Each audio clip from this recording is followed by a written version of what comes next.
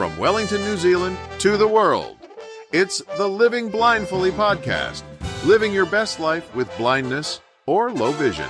Here's your host, Jonathan Mosen. Hello, this week listeners comment on the quality of Apple's accessibility tools. More on whether Bookshare can be justified in an age of Kindle and Apple books, and in an in-depth interview, the CEO of AccessiBe says he's sorry for his and his company's past behaviour.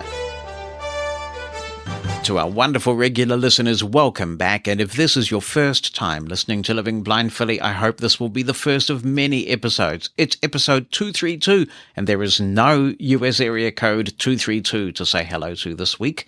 Maybe one day it could be yours. But there is a country code 232. It's Sierra Leone. They've got over 8 million people in Sierra Leone, and we know this because they did a census this year. So if one of those people is you, then welcome. Enjoy your moment in the Living Blindfully spotlight. It's important to me that Living Blindfully is fully accessible, and that's why every episode is transcribed.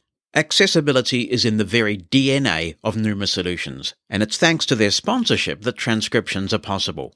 Since you're a Living Blindfully listener, I'm betting that accessibility is important to you too. And you'll want to lead by example. If you want to ensure that all your slideshow presentations are fully accessible to everyone, you'll want to check out Scribe for Meetings. You can upload your presentation in advance to the Scribe for Meetings server. If you're a last-minute kind of person, it can even be up to 5 minutes before the presentation is due to be used. Scribe for Meetings will work its magic and turn your presentation into fully accessible HTML. All you have to do is paste the URL that Scribe for Meetings provides for you into the chat, and assistive technology users can choose that link when you run your presentation. It'll stay in sync all the way through. I've used this, and I've also been a beneficiary of it, following along on my Braille display when somebody's running a presentation. It's absolute magic. Check out Scribe for Meetings by heading over to numasolutions.com. That's PNEUMA solutions.com. Hey, Jonathan, it's Dennis Long. I noticed in TalkBack 13.1 you can't interact with actions using a keyboard. You can't spell check using a Bluetooth keyboard. And I've been dabbling with Android. I was actually using Android since 4.0, and a couple years ago, I got me an iPhone. And I see how much better the accessibility is on Apple. Apple takes accessibility into account for all users. Google doesn't. What do you think we as a community can do to get Google to take accessibility for all seriously? Because it doesn't take a rocket scientist to look at the keyboard commands for iOS and look at what's there for Google and to see that Google doesn't care about people that can't use the touchscreen. They don't care about keyboard users. It's not a priority for them. And it's not a priority for Samsung either. And it's a shame in 2023 that we're at this point where Google or Samsung don't take accessibility seriously. What are your thoughts on what we can do? I think the community needs to band together and put pressure on Google and Samsung that you should be able to do everything you can do with the touchscreen with a keyboard. Well, like you, Dennis, I dabble in Android from time to time. I've still got the Galaxy S21. For me, it's a non-starter for two reasons. One, it's the Braille, and there does seem to be a bit of confusion. I mentioned a couple of episodes ago that I thought that Google was introducing Braille head support over Bluetooth in the latest version of Android. Now I'm not so sure. I think we're still stuck with USB head, and what Google is saying is that the Bluetooth stack in Android itself would have to be modified in order to accommodate head for Braille. So it's not so much that the Google accessibility team is not wanting to implement it. It's that they're not getting cooperation in a timely manner from the people at Google who look after the Bluetooth stack to implement it. So it looks like I may not have been correct about the Bluetooth Braille head thing being sorted. The second one, as I've mentioned before, is that my hearing aids will not pair directly with an Android device. So those are two pretty big showstoppers for me personally in my use case. But I think one thing that could be done, and I'm mindful of the time of year, is that the blindness consumer organizations in the United States are convening shortly. You've got NFB and ACB having their conventions in July. Both of them have resolution processes coming up. Remember the Beatles song, "You say you want a resolution." Yeah, well, if you want a resolution, you could move it if you're a member of either of those organizations, or you could have someone that you know who's a member of either organization move a resolution for you. I mean, there have been resolutions at NFB, certainly, which I strongly agree with, pertaining to Apple's flaws when it comes to dealing with accessibility bugs in a timely manner and in a manner that is culturally appropriate, and recognizing the need for blind people to help influence the technology that is developed for their use. So why not Android? I don't think there's anything that's prohibiting an Android resolution coming to the convention floor. I'm just not sure that anybody's got around to moving one. So, good time to think about these things at this time of year. Hey, Jonathan. This is Faraz contributing at you for the first time since moving to Living Blindfully. And I first want to start there. I want to congratulate you on the move to Living Blindfully. I am officially a Living Blindfully Plus member. I'm trying it out for a month. I've donated about $3 New Zealand, which is about I think it's $1.40 for us. So yeah, I'm supporting you. I mean, you're very, very well deserved, and I appreciate all the work that you're doing. And I want to give a huge shout out to Heidi for her help, especially with these Apple events and all the visuals. I can remember my biggest thing with Heidi that I really, really appreciated was when you unboxed your iPhone 10 for the first time.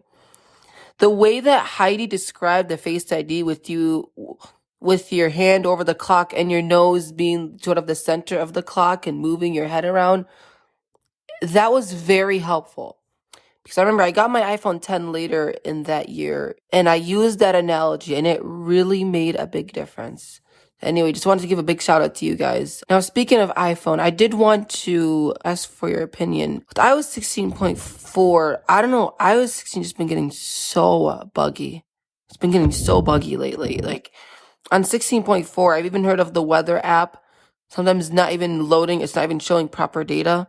Yes, I still use the weather app. I don't use anything else because Carrot Weather, it's pretty expensive for what it is. But the big one for me, the dynamic island is broken now. Like, whenever for example, I plug my phone in and my phone is unlocked, it no longer automatically announces it. And same with the low battery alert. If my phone is at low battery, it no longer announces automatically. I don't know if you have a solution, if there is a fix for it. I mean, you're running the 16.5 beta, I'm sure. I would love to know your feedback on this entire situation, and I'm wondering if you have any tips, any advice. No immediate advice on how to work around it. It's actually not one that I've noticed. I'm more fixated with the Braille screen input, horrible bugs and various other things that are happening, but perhaps other people can comment on this one. Rich Beardsley's writing in. He says, "Hello, Jonathan. Hope you're well. I'm peachy." Thanks, Rich. Peachy. Hope you are too. I wanted to write in and give some thoughts on episode 230, as well as briefly discussing some of my predictions and features I would like to see come to Apple's new software. First, good work as always, keep it up. On the topic of Apple accessibility, I don't know how to feel about it. For one thing, a lot of the features Apple announced in their latest press release have the potential to help a lot of people. On the flip side, though, it seems as though Apple has neglected some of the existing features, primarily VoiceOver on iOS 16. I've heard it started improving on the Mac, but I don't have a Mac anymore, so I can't say whether or not this is the case. How can they say they are listening to their disabled users when this issue started in iOS 16.4 and was still happening for me on iOS 16.5? I'm on the iOS 16.6 public beta and can't recall any times I've experienced it since the update, but that doesn't mean it won't happen. When it does, I don't get any kind of warning. The phone will be speaking normally, then it just stops. I also have the issue where Braille screen input switches to uncontracted, even though I didn't set it that way, so I have to turn contracted Braille off and back on for it to work as expected. Another Braille with a lowercase b screen input issue I have is that the autocorrect randomly pops up and I lose the dots. VoiceOver starts navigating me around the keyboard, and sometimes I may end up in people detection mode or disabling my speech because the phone registered my 3-finger taps as VoiceOver commands instead of Braille keys. If Apple can't fix these bugs, I may consider switching to Android, but that decision is not official yet since I do have my iPhone and Apple Watch. They do everything I need them to. While we're on the topic of Apple, I wanted to discuss side-loading on iOS. As was stated in the episode, the App Store is a good thing. Since apps are screened, you know that the app is more likely to be safe. That being said, though, side-loading is only as dangerous as you make it. As long as you aren't downloading your apps from a shady website, you know you're safe. It's no different than downloading software on your computer or Android device from the developer's website. According to several credible sources, this will only be available in the EU, which is unfortunate. As for note-takers, they do still have their uses. I know people jump to the idea of using a Braille display with your device, but that is not always the most practical solution. Will it work? Definitely. However, if doing this, you always have 2 devices. With a note-taker, you have the functions of an Android tablet in one unit, so no having to lug around a separate laptop or tablet. Those things aren't necessarily heavy, but it's one less thing to have to transport. As for purchasing Audible books on the iOS app, it can be done. If you have enough credits in your account, there will be an option to buy the book. I select it, and if it asks you to confirm, agree to the prompts and enjoy your book. While you can subscribe to things like Spotify and Audible through Apple's system, you should go through the website. Due to Apple wanting to milk every cent they can out of developers, the subscriptions sold through their in-app purchase system usually cost a bit more than if you went through the company directly. Right, that's because they're passing on that 30% hit to the consumer and not absorbing it themselves. The final topic I want to discuss is predictions and things we would like to see in Apple's new updates. First, supported devices. I am predicting that the iPhone 8, iPhone 10, or both of those phones will not receive iOS 17. For watchOS 10, I am predicting that Apple will drop the Series 4 watch. Now for some things I would like to see. The first and most important thing is fixing bugs. Apple is a multi-billion-dollar company, so there is no excuse. They have the resources to make sure this stuff works the way it's supposed to. Next, I would like to see them make a few changes to iMessage. The first being an increased time to unsend an iMessage. As far as I know, services like Messenger, WhatsApp, and Telegram do not limit this. So why only 2 minutes on iOS? I would also like them to get rid of the history of edited messages. Not sure if you knew this, but with iOS 16, if you send an iMessage and edit it, if you click on the text that shows it was edited, you can see the original message as well as any edits if the message was changed several times. Finally, if they want to be like a lot of other chat programs, I would like to see iMessage links become a thing. We already have FaceTime links, and services like WhatsApp and Messenger allow you to send group links. If Apple is trying to compete with these other messaging platforms, this would be a big step for them. It's hard to think of a lot of stuff for the watch, but if there was one thing I could get in the new watch update, it would be the ability to talk to multiple people at once on the walkie-talkie. After it was released back in 2018, it seems as though it was pretty much forgotten. It could use an update with some new features. What are your thoughts on this? Anything you would like to see Apple do this year, says Rich. Well, Rich, I used to spend a lot of time publishing my top 10 wish list for iOS every year, and it was kind of gratifying because I'd publish my list and then a year later, a lot of them would pop into iOS. So that's nice. The one thing I wish for every day that I used to mention in these top 10 wish lists that isn't there yet is a reverse continuous say all. When you perform a two-finger flick down to begin that continuous reading in iOS, understandably, you're reading from the top of the screen to the bottom, which is what you want most of the time. But there are occasions when you want to go the other way, and where I would use this a lot is when I'm going through posts on Mastodon. What I want to be able to do is just invoke a continuous reading feature that reads in chronological order. And for it to do that, it has to go up the screen, bottom to top, in a continuous scrolling fashion. Then I could just set my Mastodon app going, which of course is Mona, and have it read while I do other things. And that would be wonderful, but there's no way of doing that at the moment. But actually, I'm pretty happy with the feature set of iOS at the moment. I just want, as you say, for it to work properly. The Braille screen input things are driving me batty, and they really are a massive productivity hit. When you start brailing away, and you realize that you're not brailing in contracted Braille, even though contracted Braille is selected. And those bubbles, basically everything you said, I wholeheartedly agree with. I can reproduce that problem. It's just horrible. So I would like a lovely, clean iOS 17 where a lot of these long-standing issues are addressed, including that hearing aid one, where certain MFI hearing aids are very, very quiet for voiceover listening on a call. Marissa says, I honestly hope voiceover gets a massive overhaul complete with bug fixes in iOS 17. That's all I ask and want from Apple. Living Blindfully is brought to you in part by Aira. That's the service that offers professionally trained agents to give you sighted assistance anytime, anywhere. It's good to see Aira now being offered as an accommodation in an increasing number of workplaces.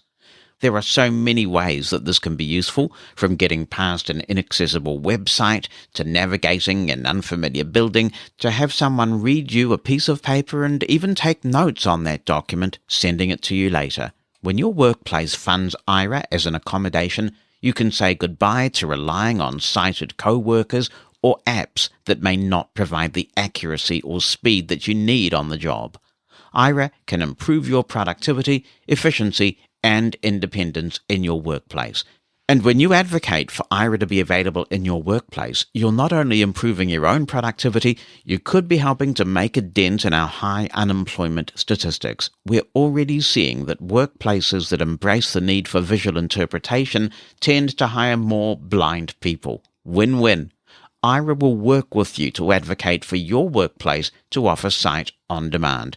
You can email them to make an appointment so an expert at Aira can help make it happen. The address to contact is access@aira.io. That's access@aira.io. Episode 105 of this podcast was 3 hours long and devoted to a single topic. That's the only time in the nearly 4 years I've run this particular podcast that that's ever happened. The topic was accessibility overlays, with a particular emphasis on AccessiBe.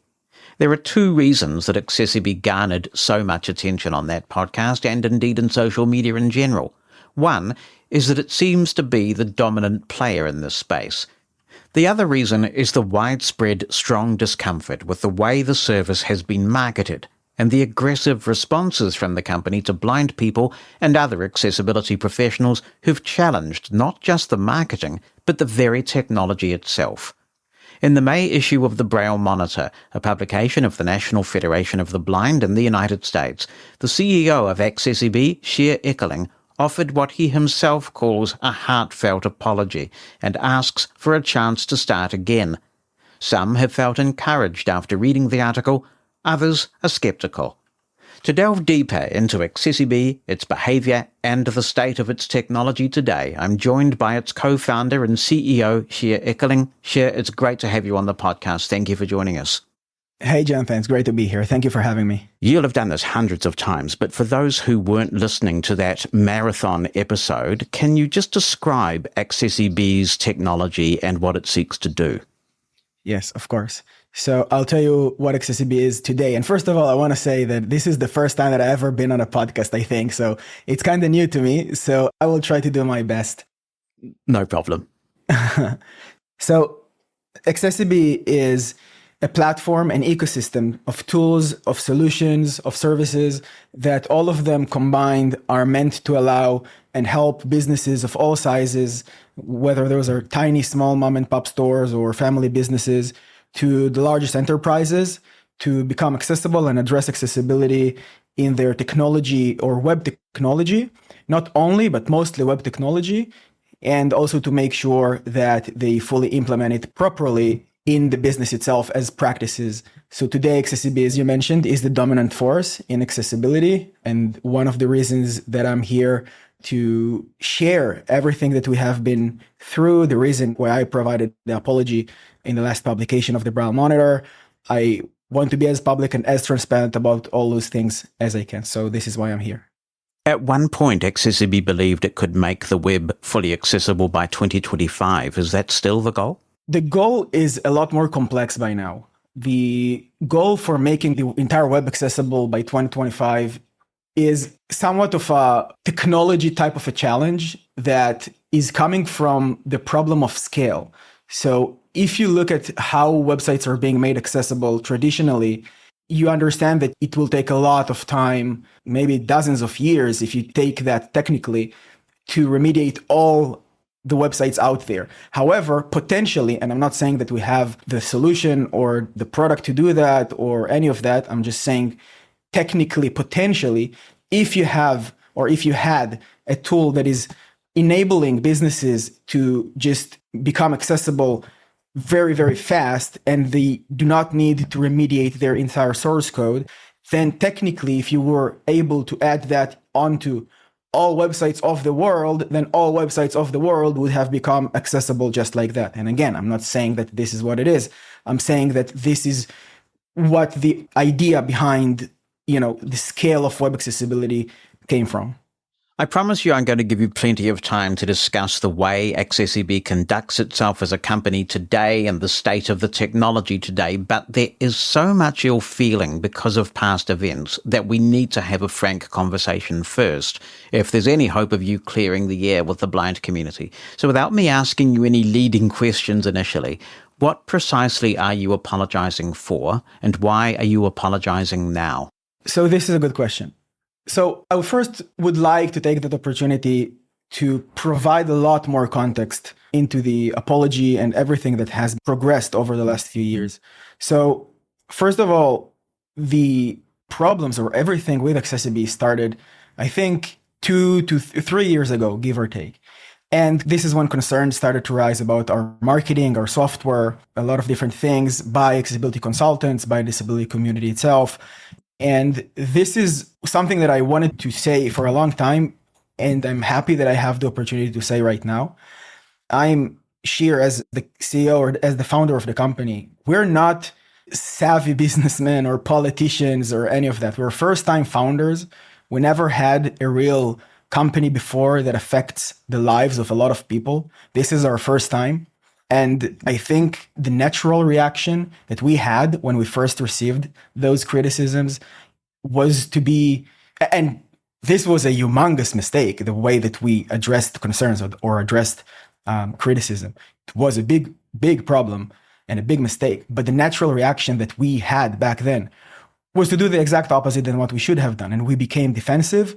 We wanted, in double quotes, to debunk the claims. We wanted to put fences around to protect us, to protect the company. And we simply did not know any better. We did not know how to handle criticism. We did not know how to handle concerns, especially not a lot of them together. And this is the first time that we had to deal with anything like that. So we did it in a very wrong way. And what happened is that we have caused a lot of people to get hurt. And I will take that opportunity again to apologize publicly for the people who got hurt. And I'll tell you, as a human being, and unrelated to business, unrelated to a company, to AccessiBe, or to any of that, as a human being, I think I never caused anyone to have such negative feelings as I did, and we did 3 years ago. And this is one of the reasons and one of the things that I'm most sorry for. As a human being, I'm very sorry for the people who are affected. This was terrible to me. I feel awful about that. And this is one of the biggest things that I'm apologizing for. There are other things, but this is the leader one. And some of these people, I don't want to signal anyone out specifically in public. And I did make apologies also in private a year plus ago. But I wanted to take the opportunity and to be public about that as well. And I want to tell you another thing. Even though we failed to communicate properly and to address the concerns properly, and we did not, we did figure out that something that we're doing is wrong. There is something that we do not understand, and some major changes need to happen. We did not know exactly what or why or how, but we understood that something isn't going correctly here. So what we have done back then is to start to work with different people from the community under the radar. We went silent and we went to work under the radar with a lot of different people from the community, different community leaders, organization leaders, leaders in the disability community, people who wanted and have been willing to work with us and who understood that there is something that we're just missing and that we're not bad people and wanted to teach us and wanted to help us understand what is wrong and what we're not doing correctly. So we started to do that every single day with a lot of different people. I personally have been working with a lot of different people from the community to do that change and to change a lot of things from within. I can list all the changes. We probably will get to that. And I won't say all of them right now, but I do want to come out and say that we made a lot of changes. The company that we were 3 years ago and the company that we are today, that's night and day. That's two completely different things. And this was because we learned a lot of the things that we just did not know. And one of the things that help us get there is to go silent and then to change and build under the radar. And I know that there's a lot of miscommunications and misunderstandings and speculations that sparked on social media, pretty much because we went, under the radar. And if you're not there to say what is true and what is not true and address things, then everything becomes true. But there are a lot of things that are just misunderstandings and speculations and miscommunications. And I want to address some of them. I'm sure that many of your questions are about those things and many other questions. I want to address all of them as openly and as transparently as I can. But because these things became truth and they're not, I do want to address them publicly. And I know that a lot of these things are major concerns of the community. And many of the community members asked me to address them publicly. And I hope to use that podcast and that episode as an opportunity to do that.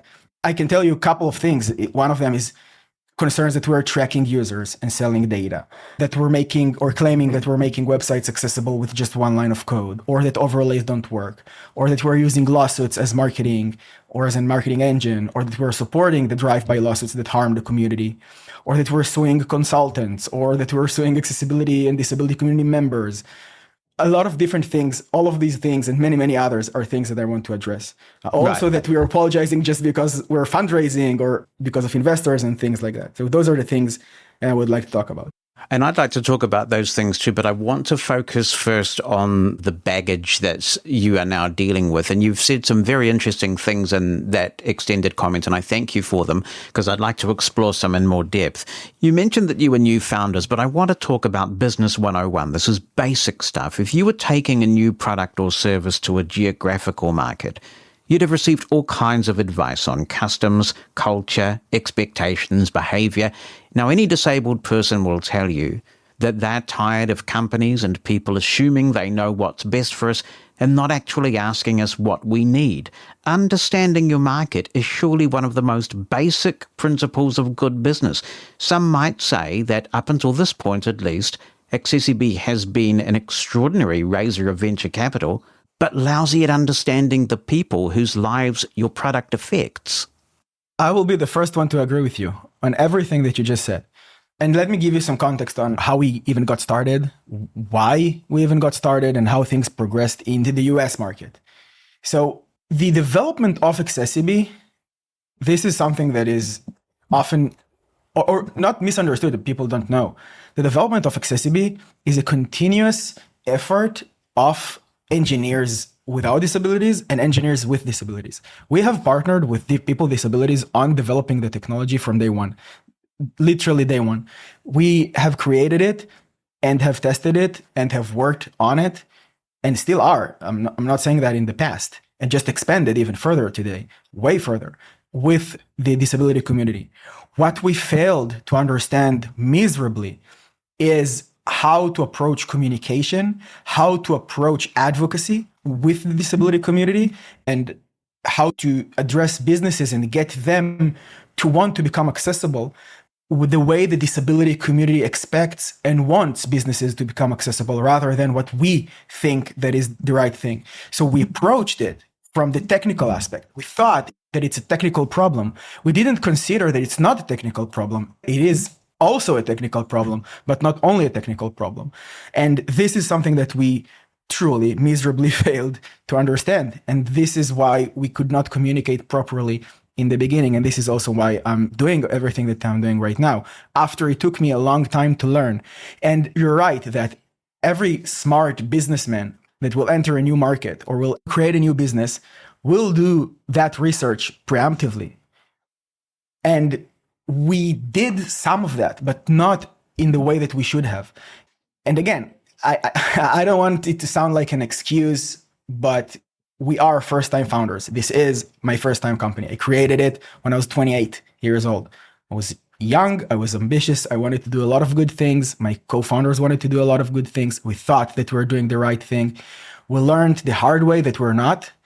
And we have made a lot of changes in the past 3 years to overcome those misunderstandings from the beginning. I just hope that other companies that will enter the space, and I welcome many new companies, and I hope that there will be a lot of more innovation in the accessibility and the disability spaces. I don't like to call them spaces, but for the sake of the discussion, and they will learn from us, from what happened with us, how to properly communicate, how to properly address concerns, how to reach out to the community and work with the community, not just technically, right from the beginning, on a lot of different things. And so to answer your question, it was a long answer, but I hope that answers it. And if you want some more information on that, then just let me know. That's fine. I want to move on to a second key principle of business that you must be aware of, which is that the customer is always right. Everybody knows that. Even though AccessiBe said that it was motivated by making a positive difference and a more accessible web, which is very laudable. We all want that. When disabled people and blind people in particular started to point out, as the people directly affected, that what you were doing was actually potentially causing harm, you were making some false statements about the impact of what you were doing, the response of the company was to get extraordinarily aggressive on your blog. And I want to recap some of these things to help people understand why there is so much anger out there. The company accused concerned consumers of subjecting you to harassment. AccessiBe called disabled people, accessibility practitioners and professionals, grifters and greedy consultants trying to take tens of thousands of dollars from businesses. And the company behaved similarly on social media too. How can anyone have ever thought that treating blind advocates like the enemy was a good idea? Well, you're 100% correct on that. This was really a bad move on our side and a bad judgment of reality on our side. And I'll tell you what we did to change that is we completely removed the entire department and all the people who were responsible for creating these responses and for addressing the community and coming up with those blog posts or having the comics that you probably refer to. And we did that more than 2 years ago. There isn't a single person that was involved in any of this other than me. And I needed a lot of time to learn that is left in the company. Everything is changed because we did that very, very incorrectly. You mentioned that you had made some apologies and didn't want to get into specifics, but I would like to raise one particular person because this came up in episode 105 when we last discussed this topic. And when I last covered it in that episode, I was leaked in advance of that episode a recording of a Zoom call between AccessiBe, Chancey Fleet, who for those who don't know her is a blind accessibility expert and advocate, and Adrian Rosselli, who's sighted, but he's also an accessibility advocate. And interestingly, it was AccessiBe who leaked that recording to me to try and make the case that Chancey was being unreasonable. But what I heard when I listened to that recording was Chancey trying to calmly make her point while being repeatedly interrupted, invalidated by being told by you specifically. I mean, you've talked about other people having gone, but you were still there.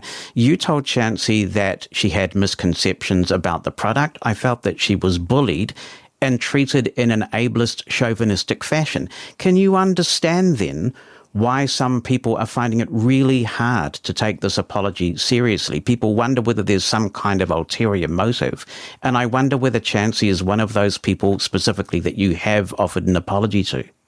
So there are several things I would like to say on that point. First, I think that Chancey is the person that I'm most sorry for treating incorrectly. You are absolutely correct. And the call that we had with Chancey was really bad. I behaved really bad on that call. Again, I'm not trying to make excuses, but I just did not know how to handle that type of criticism. And this is what came out of defensiveness. And Chancey is one of the people that I privately apologized for over more than a year ago. I hope not to signal anyone out. I also apologized to her I think last week or a couple weeks ago. I truly hope to have a meaningful discussion with Chancey and to fix that, because I feel really awful about the feeling that I caused Chancey to have. That was not correct. That was bad. Yet it happened. This is reality. It happened. There is nothing that I can do to change the past. I can only learn from the past and not repeat the same mistakes as we move into the future. I can only learn from it and move forward smarter. So yes, I did apologize a couple times, and I truly hope that the relationship will be better and that we will be able to remediate and have a second chance, also and specifically with Chancey. And the other part that I want to address about your question is if there is an ulterior motive or why now about the apology, because I received that question also from multiple people in the community. And I want to stress it out and be as clear as possible. There is no business decision behind making that apology. The biggest reason is that our behavior and that we have hurt people and that we've caused a lot of concerns. We've made a lot of mistakes, and I want to right some wrongs. And I want to give people the accountability that they deserve from me and from the company, and to take responsibility for the behavior that we have made back then. This is the biggest reason why we apologize, not because of a business reason. Business-wise, we are at the best point we have ever been at. It's not a business move. It's a sincere regret of what we did incorrectly. We are humans and we have hurt other humans, and this is why we have made this. Another question was if there's a funding round or anything like that. This is not because of a funding round. We're not in a funding round. There isn't an investor demand. We're not planning on a funding round in the near future. Absolutely not. And there is no investor that wanted that. Our investors actually did not even know about this until the letter was published, and you learned alongside them about that letter. They didn't even know about that. And the last thing that I want to say about that is that even though it seems like something new and the apology is live now, and all of that happened a long time ago, this actually isn't new at all. The apologies, although privately, were made a long time ago. And what is new is that we're public about it and not just private about it. And the reason we're now public about it is because we had to learn for a long time what we did wrong, what was incorrect, how the community does expect us to work and to market, and what the community expects us to build and why. We went silent for a few years, and we weren't silent privately, but we were silent publicly. Privately, we were everything but silent. We collaborated and still are collaborating with literally hundreds, and I'm not exaggerating, hundreds of disability organizations to learn from them, to educate our entire staff and our employees, to create educational programs for our customers, for our employees internally, externally, to learn ourselves what is incorrect. We had complete disability justice and disability rights framework training on the entire employee side, and all the new employees that are onboarding to the company, they all go through the same training. There were a lot of things that we just truly did not know, and we had to learn.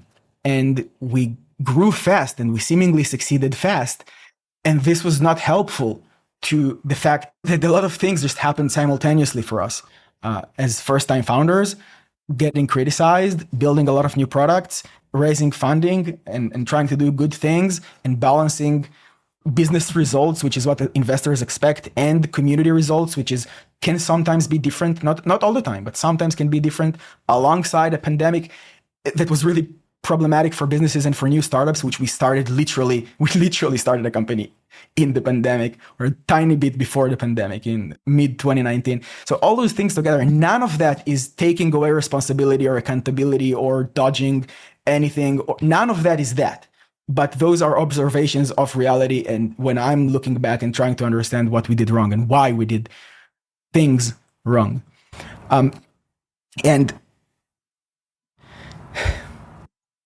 And I want to tell you, this is one of the things. I don't want to put anyone in the spotlight, but a lot of the people that I talked about that have helped us from a lot of different organizations, some of them are not from organizations, just community leaders.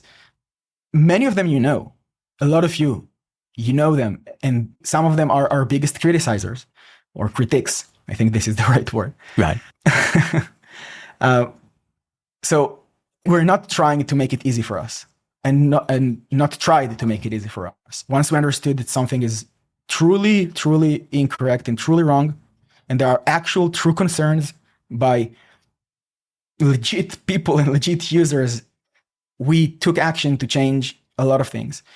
And it took us some time. I regret that it took maybe too long, but I also think that because we took the time to truly and fully learn and understand and not rush the process. Look, we could have said in double quotes the right things before and mitigate the fire or the social storm. We could do those things, but we chose not to. We chose to take the thorough approach and to truly understand and change what needs to change. And by the way, I'm not saying that we're now perfect and that we have changed all the things that needs to change and that everything is now perfect and everything is amazing. Not at all.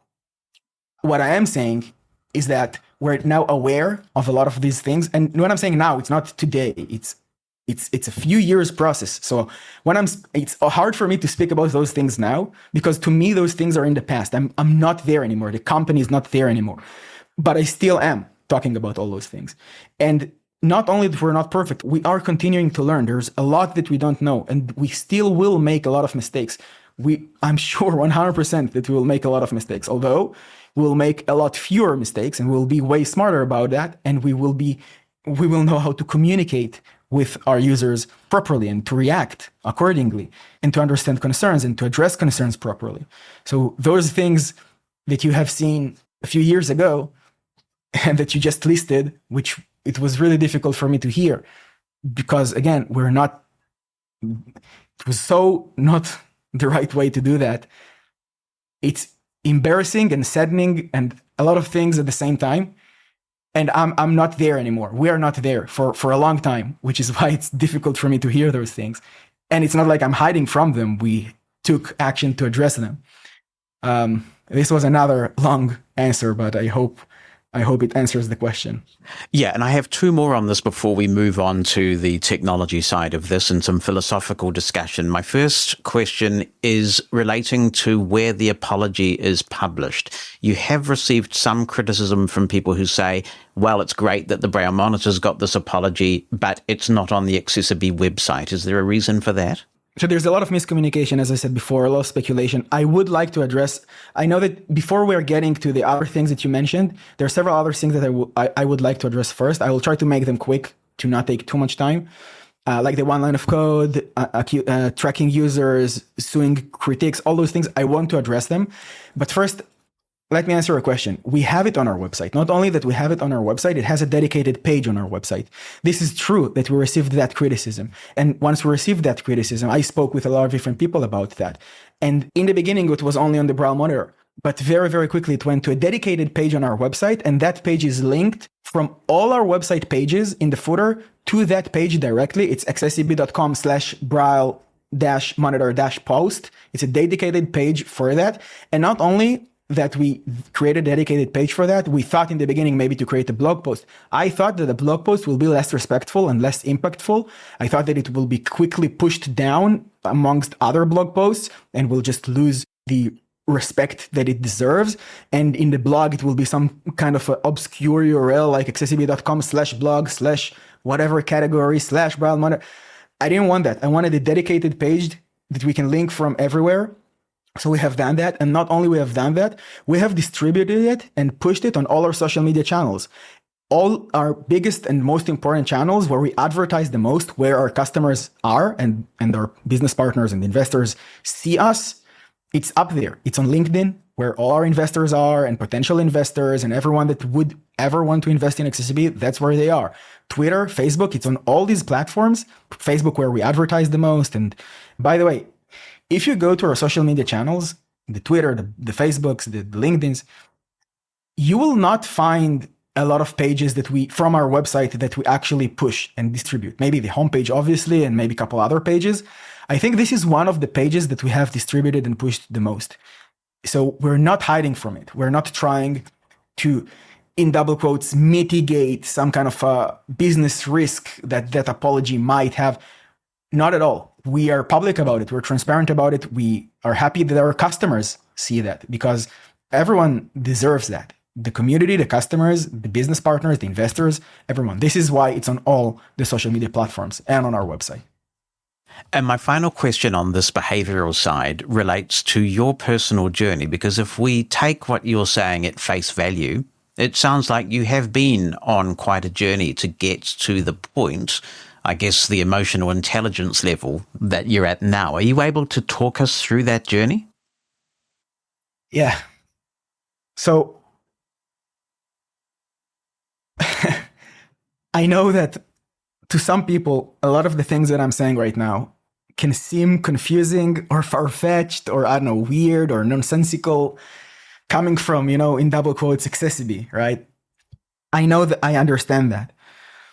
And this is because the notion that currently people have, or some people have, is that we're the bad guys. There's some kind of a notion that is enforced for years, which we are to blame for that because of our really bad communication and for going silent. Although I think going silent was eventually the right approach, because it's going silent privately, not publicly. So because of that notion that is enforced for years, that there's that perception that AccessiBe is truly the bad guys. It's the enemy. It's enforced by things like we're tracking users, we're selling their data, we are suing accessibility advocates or consultants, we're suing disabled individuals that raise concerns. Those things that are not true, and I will address them, those are one of the things that cause that perception.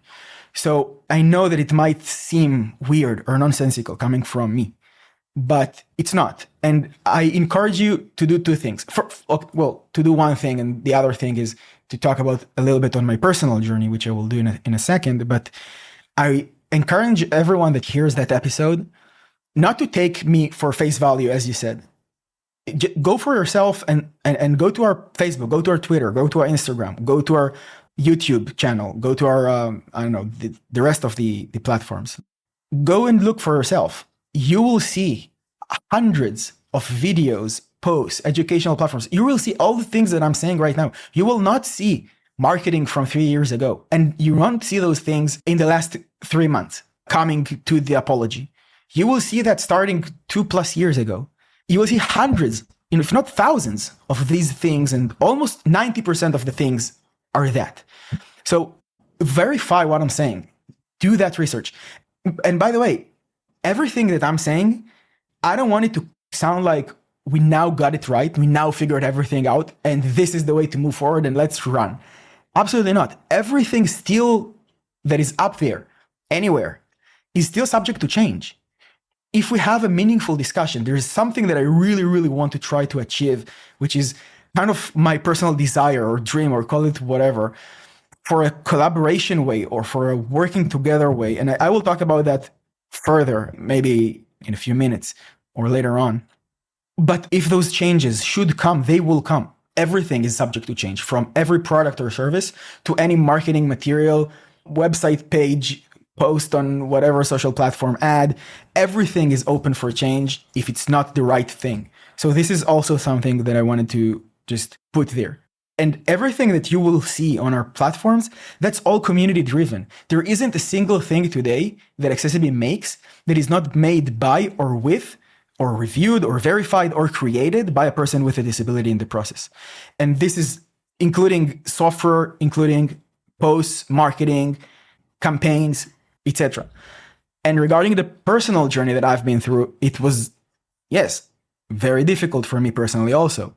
And the biggest reason was because even though we were silent, I can still read. And I read everything. I keep on reading everything. All the criticism, all the comments on Reddit, on Twitter, on everywhere that people talk on your podcast. And to hear those things, that's not easy. And it was also a personal journey for me. I learned a lot. I think that I also learned a lot as a person, and I'm not speaking as a business owner.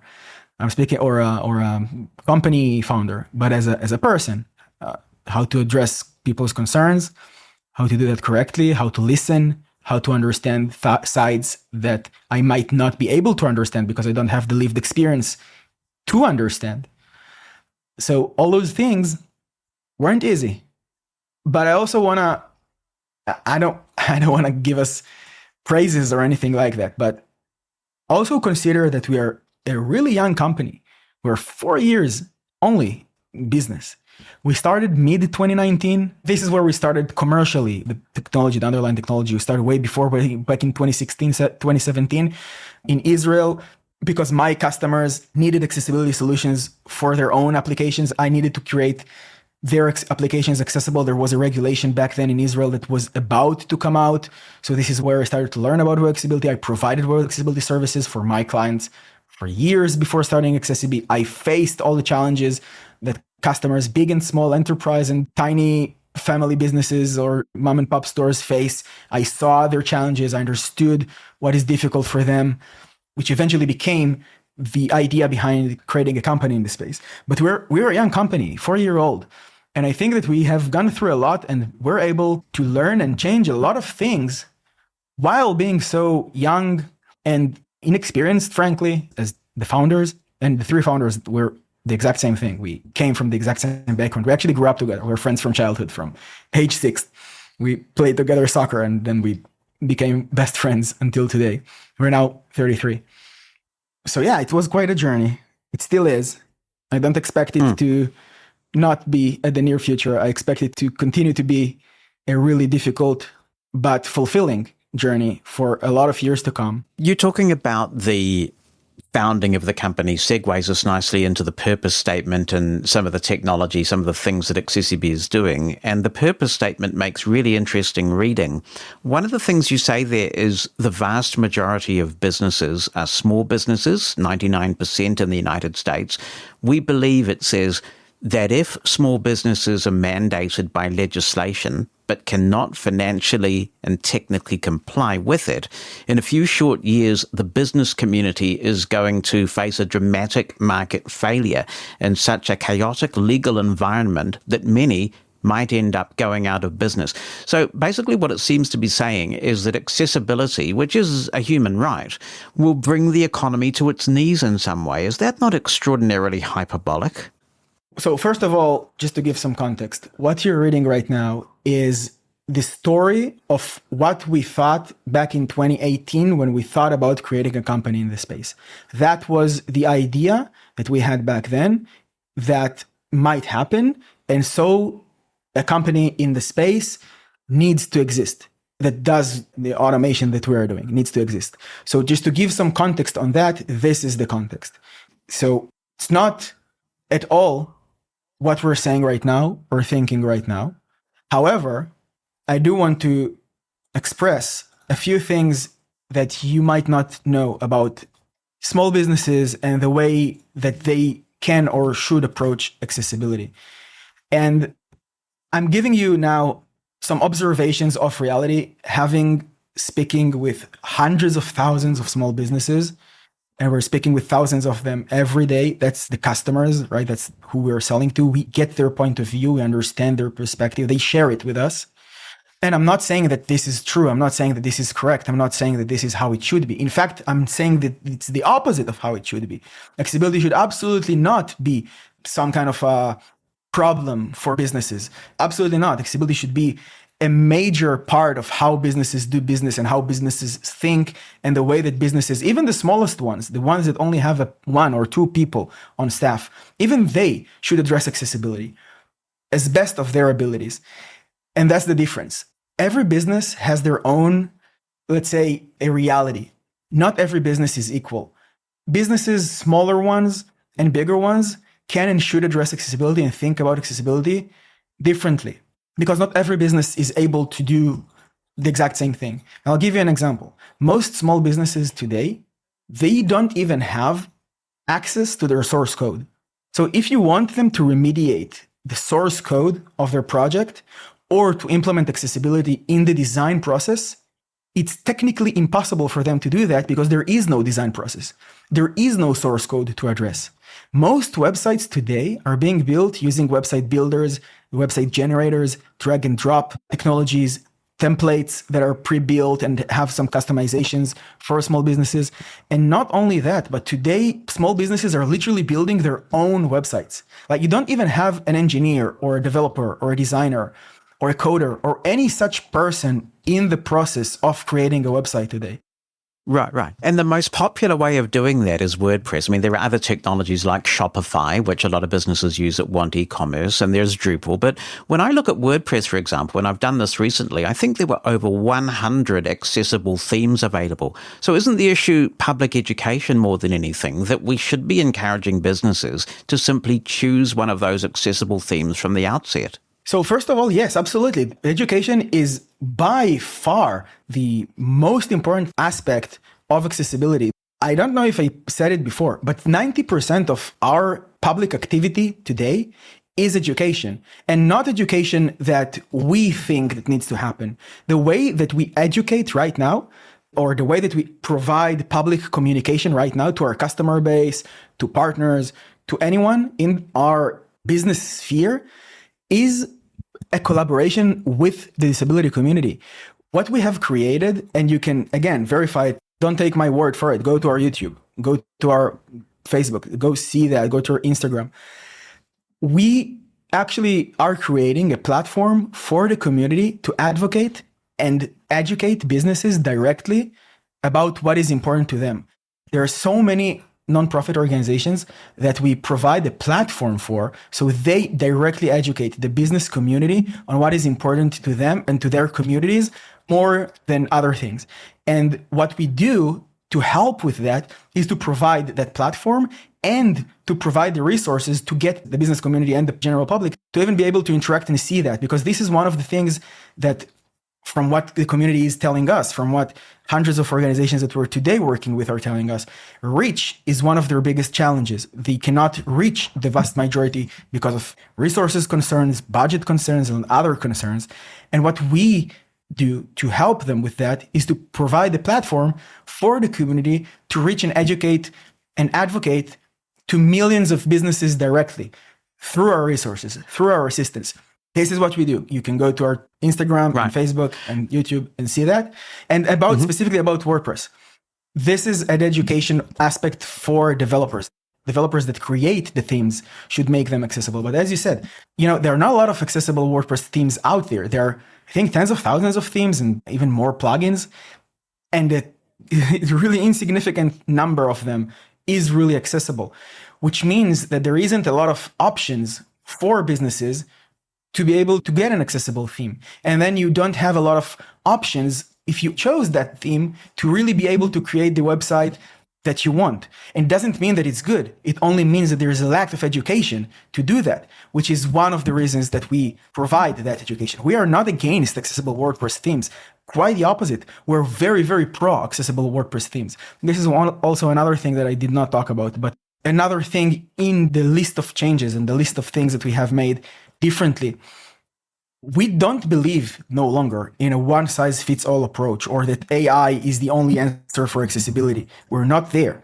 What we have built in the last 2 years, other than educational platforms and educational activities and programs, and the relationships that I just talked about, and a lot of other things that I would love to touch on, One of the major things is that we have created an ecosystems of tools and services for businesses to address accessibility, even if they are the tiniest business or the largest of businesses.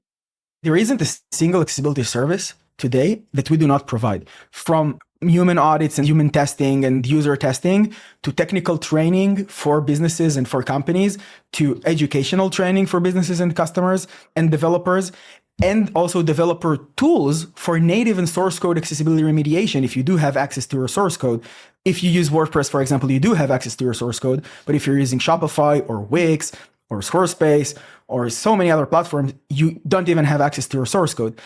So we provide developer tools, we provide developer education, we provide all these types of solutions today. So every business and every developer can address accessibility in an inclusive approach with an ecosystem-based approach. And even those things still have to have parts of the ecosystems, the ecosystem that we have created, which is also, by the way, as I said before, growing and changing and evolving.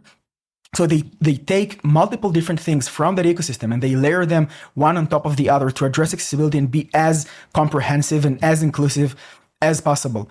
And this is a huge part of our company.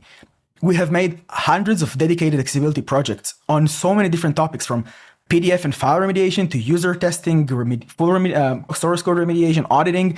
It's not something insignificant that is a side aspect or anything like that. It's a huge material part, an essential part of our company today.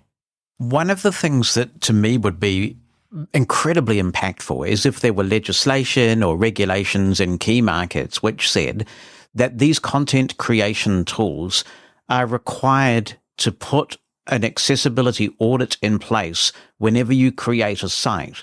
So you essentially are advised of any issues that are occurring when you create the site, and you're given an opportunity to remedy them, and you have to try very hard to opt out of that remediation process. Would you support a regime like that? Absolutely support it. And we advocate for our customers to do that exactly, to run an audit on their website, periodic audit, to see if there are gaps, to make sure that they address the gaps. We also provide clear explanations on what they should approach manually, even if they use the automated software, what they should approach manually and what we advocate for them to approach manually. For example, images, and I'll give you more examples on that later, but I do want to finish touching on the point that you've just made. I want you to also consider the following point. Audit today, if you go to one of our competitors, for example, if you ask for an audit, it starts with thousands of dollars. And you mentioned WordPress. WordPress is free. Most businesses that build the WordPress website, they either buy a $100 template, or oftentimes it's even a free template, and they just build something, and then they use GoDaddy for, I don't know, $3-4 a month to have their hosting and their domain, and they're live. Fast, easy, just like that. It's good from one aspect. You get that technology or websites, you democratize websites, and you enable a lot of businesses to have websites and provide solutions to customers and reach customers that they couldn't reach before. This is the good side of this. The other side of this, the bad side of this, is that you unintentionally exclude a huge part of the population, people with disabilities who cannot just go online and just access content. They use a screen reader and they have mobility disabilities, so they use the keyboard or other assistive technologies, or they have low vision or whatever. You exclude them unintentionally, which is a problem. But consider also the fact that they bought a $100 website and they built it themselves, and now they need a periodic audit that costs thousands of dollars. So the tools should make it really hard for you to save in an accessible website. That's my point. If those warnings were given by the tools themselves that these people are using to create their sites, and there is immediate remediation available in the tool itself, you would stop a lot of these issues at the foundational level. 100%. I absolutely agree with you. And we're working with some of these tools and some of these platforms, CMS platforms, although the smaller ones, we're not yet working with, the WordPresses or the Shopifys of the world. Hopefully, maybe in the future, but today we're working with smaller ones to remediate issues in their platforms. So when they have customers building websites on their CMSs, they have the tools and they have the means and they have the audits and they have the alerts right within the tools. This is, by the way, one of our newer products. We released it last year. It's called Access Flow. It integrates into the development and life cycle process of software companies, and it helps them through their development lifecycle to remediate and address accessibility issues before they are shipped to their actual full website or application. It works for web applications as well as websites. Way before that even happens, they're alerted and they know exactly what to do in order to fix that. And that platform is also educational. So it's not just giving you, hey, there are X amount of issues. It gives you the exact approach that you need to take in order to address that issue, not only technically, but also generally based on the disability, like what disabilities are potentially affected by the issue that we just have raised, and how do users with those disabilities even go online and use the internet or websites or applications, which is the reason why that affects them the most. So I'm absolutely with you 100% on that. It sounds like then AccessiBe is trying to position itself, at least in part, as a more traditional web design consultancy firm specializing in accessibility. But the overlay is still a key component of what you do, correct? And it's still quite widely deployed. So we're not trying to position ourselves as a consultant company or a service company. We're trying to position ourselves as a company that provides an ecosystem of solutions and tools and services for accessibility for businesses of all sizes, so each business can address accessibility to the best of their abilities and resources, and those could be financial, staff related, if they have or don't have developers, knowledge wise, if they're technologically savvy or not, if they created their own website, if someone created the website for them. So that's what we're trying to do. That's the approach that we have taken. And the approach that we have taken is that people combine services and software and not just use one and call it a day. I want to talk a little bit more about the overlay that is still deployed. So I don't want to dismiss anyone's concern. It's not about that at all. When I get concerns today from people, I'm investigating and I learn from the concerns. And I want to answer your question. I'm sure 100% that there are issues today with websites using the overlay. I don't think that it's a perfect solution or a service. We have that entire ecosystem that together should be as a comprehensive approach as possible for businesses. And this is one of the reasons, because those things are not perfect and will probably never be perfect, that we're actively looking for issues in our overlay and all other services and software every single day. Our teams are running nonstop audits to actively go and look and find as many issues as possible on an ongoing basis. And these teams are engineering teams, it's our QA teams. Some of these teams are of people with disabilities and testers with disabilities, and some of these are not. But the point is that when we find an issue, we immediately go and fix it as fast as we can. And even the issues that were raised in or during the Twitter thing that we had a few years ago, those issues were addressed. We're not leaving issues out there. And when we fix an issue, which is one of the advantages that a technology like that can have, and again, I'm not saying that this is the perfect technology or even the right technology. I'm not even saying that it's good. I'm only giving observations on what actually is happening today with AccessiBe. Yep. When a problem arises and we fix that problem, all the websites that are using that technology are getting the fix immediately. You don't need to go one by one and address each of them separately and fix each of them separately, which causes gaps until that happens, if that happens. And also, if there's a new guideline, there's a new WCAG iteration or a new demand, if we have a technology that we can update once and then it updates and deploys on a lot of different websites, to me, it's an advantage. It's not perfect. It's not the best thing in the world and not the only solution or the perfect solution, but it is that. And second, and I'm not saying that what I'm about to say to bolster our technology or to advertise AccessiBe or to say that it's perfect, or again, not even to say that it's good. This is a pure observation on reality, on what actually is happening. We today have 2.5 million users with disabilities using our products every single month. And it's not a small number, and it's increasing every single month. It was last year 1 million. Today it's 2.5 million, 2.5 million users. How do you know that? How are you collecting data about how many users are using it? So I will talk about data in a moment. This is a major point that I want to address, and I hope to address it sooner. We're an hour into that. I will talk about that in a moment, but I just want to say one thing. So we have 2.5 million users. It's a consistent number. It's growing every month. And this is, I think, shows that the broad disability communities, including low vision, epilepsy, mobility disabilities, blind, cognitive many other disabilities find value in it. I'm not saying it's perfect, and I'm giving just an observation of reality of what is happening. And of course, it's not even an opinion. I really want to stress it out. And there's still a ton of work. I'm not saying for a sec, specifically with the overlay, that there's not, it is what it is, and this is how it's going to stay. Not at all. It's open to change. It's open to a lot of different changes. It got changed a lot during the years. Really can't stress this enough. Everything is open and everything is available for change and for fix. And I personally invite, as I did in the letter, anyone that encounters an issue to reach out directly to me. I will personally push the fixes as fast as possible, and I will work with you to make sure that those things never happen on other websites again. And you have that guarantee from me specifically. And I want to say just lastly, one last thing specifically on that topic, and then move on to the data. We have been working with the community on the technical aspect. We have not been working with the community on the educational and the advocacy efforts when we began. But on the technical aspect, we are working with a lot of different people from the community, experts, including blind engineers, right from the beginning. Those are users with disabilities. I just wanted to, put that out there, but we have failed to communicate that. I know this is one of the things that we did not say correctly or enough. Right.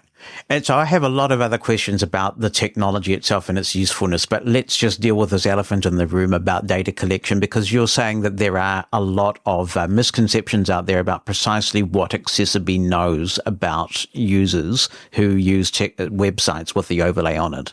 First and foremost, the absolute thing that I want to clear out, we don't know anything about those users. We never have and never will track any user, gather user data, sell any such information. I know that people thought that we were selling data and information that we collect from users or from websites. We never have done that, not even once, and never will do that. All the claims around that were complete untruth and were misleading statements. And I'm not accusing anyone of making them. We did not come out and rebuke them when we should have. We went silent. And we asked that on the last podcast, by the way, and Michael Hinkson was absolutely clear that even then AccessiBe did not collect that kind of data, and we did put that out there. And I appreciate it. So I'm happy that it was out there. I'm saying that right now in any platform that I can. The privacy and the security of people and users of our software, it's never have been and never will be violated or compromised. And I also want to say one more thing. Not only that we do not collect any data about users and do not share any information with third parties or otherwise, the information that we do collect, we touched it a little bit before, the information that we do collect is one and only, is how many times our features have been activated on websites. And this information is not associated with any user, any IP address, anything that can be associated into anyone. And furthermore, we don't even use cookies. There's the GDPR and a lot of cookies cookie notices that you hear when you visit websites. We do not use cookies at all. So one of the reasons we do not use cookies is so other popular trackers like Facebook or Google Analytics or all these platforms. So even if we're not collecting data or we're not doing anything with the data, if those platforms are installed on the website, so they will not be able to use any cookie that we install, for example, so they will not be able to associate the user with anything that is related to AccessiBe or to their disability or to their usage or screener or whatever. Can you tell in the aggregate how many users of a particular kind of assistive technology are using a particular site? So could you say, for example, that X number of people who use AccessiBe on this site are screen reader users? I don't know about screen reader users. I know about features in the product. And the reason why I do not know about screen reader users, which is the last thing that I wanted to mention, which is directly tying to your question, the message that you hear from AccessiBe when you visit a website with AccessiBe, like the Alt+1 for screen reader mode, this is not a detection of the screen reader. We have no idea that you're using the screen reader. This is a standard ARIA alert that exists on all websites that are using AccessiBe for all users, even if they do or even if they do not have a screen reader. The only thing is, if they do have a screen reader, they will hear it. And if you don't have a screen reader, you will not hear it. So we do not detect the screen reader, and we have no idea that you're using a screen reader. All right. One of the questions that people have, because I know that there'll be accessibility professionals listening to this and reading the transcript, and, they'll be hanging on every utterance that you make. But we also have a large audience of people who just want to be able to use the web and get things done and access information, because the promise of the web potentially is so exciting, and it can be frustrating when sites are inaccessible. So can we come back to those sorts of users, people who just want to get on? And I want to ask you, what would you say the difference is, the positive difference that AccessiBe makes if you go to a website and you hear that ARIA message, which tells you to press a key to invoke the AccessiBe overlay? In general, what benefits in 2023 will a screen reader user obtain by switching the overlay on? Okay. When you use an AccessiBe-powered website right now, and you hit arrow down with your screen reader, the second button that you will face is a button that says along the lines, I don't remember by heart, but something like accessibility screen reader mode guide, help, feedback, assistance, something like that. The point in that button is how to use it, how to turn it off if you don't want to use it, how to turn it on if you do want to use it, what you can expect, what will the changes be on the website, like what you can expect, what you cannot expect, the changes that will not happen, potential issues that will still exist if you turn it on or off. Of course, data and privacy information, what I just said, that we're not tracking anyone. And lastly, how to provide feedback if something did not work, or ask for assistance if something did not work and you want it to work. So how you can get assistance. So all of that is live on our website. You can go to an AccessiBe-powered website and see the second button and get to that article. But from the article, which addresses your question directly, in depth, I will talk about that, not in depth because it will take a long time, but I will talk about some of the points. What you can expect by having AccessiBe turned on websites is a lot of different things. First, you will get a lot more clarity of the structure of the website when you have AccessiBe on. What do I mean by that? The website itself will be segmented into structural elements or landmarks in the more professional terms that will give you a better navigational way to approach using the website. So for example, all the menus and the navigation elements will be appropriately labeled for screen readers with the right technical implementation of WCAG and ARIA attributes. I will not take this technically, I will speak generally. The main menus and the differentiations between the menus, because you might have 4 menus on the page. You have a menu in the footer, you have a menu in the header, a utility menu, the main menu. So you will now get those menus available to the screen reader with the differentiation of which menu is what, as well as all the drop downs and sub menus of each menu. A lot of the times I'm meeting users on a weekly basis. There isn't a week that goes by that I'm not meeting at least some multiple users regarding different things, from our focus groups to feedback from community members and people that found issues and want us to address them. A lot of different things. Of course, our disabled employees, which we have a lot. A lot of the times will think that a website became more complex when they turned AccessiBe on, because there are so many more things right now on the website. But it did not become more complex because of AccessiBe turned on. It became more complex because now you have the context of the things that were not there and available to the screen reader before. For example, all the menus and all the drop downs. A lot of the times on websites, you get like 5 or 6 different menu items, and each menu item has 20 or 30 or 50 more options available to a sighted user with a mouse, but they're not available for a screen reader user. But they will be available with AccessiBe turned on. So all of a sudden, you got so many more options. I know it can be overwhelming, but this is what the website would have looked like if it was remediated manually.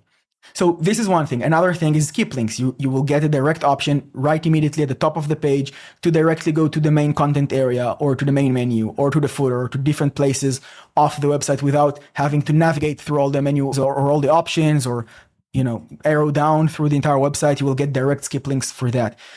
You will get alternative text for images. So images that do not have alt text embedded within them will get alt text from our AI. And the way that our AI will do that is generic. So for example, if you get an image, of saying there's a banner that says 20% off people playing with a ball on the beach, or that's the image. The AI will translate that into some kind of the following alt text, 20% off for whatever the text that is embedded within the image using OCR. And then the objects and the scenery and the depiction of what is going on in the scene, people playing, family playing on the beach with a ball during daytime in the summer, something like that. Of course, we advocate for businesses and for our customers to provide specific alt text and not generic alt text, because that family or those people, I don't know, maybe it's a gathering of the employees and this is an employee day. And we don't know that. The AI doesn't know that, but the business that took the image obviously know that. So we want them to provide that specific context. There are other things. I just wanted to ask you specifically about the images, because this is an interesting subject. There was a bit of criticism last time we covered this about the superficiality of the images, but it occurs to me that ChatGPT, all the AI stuff going on, is now capable of providing extraordinarily detailed image descriptions in ChatGPT-4. The large language model thing is very intriguing.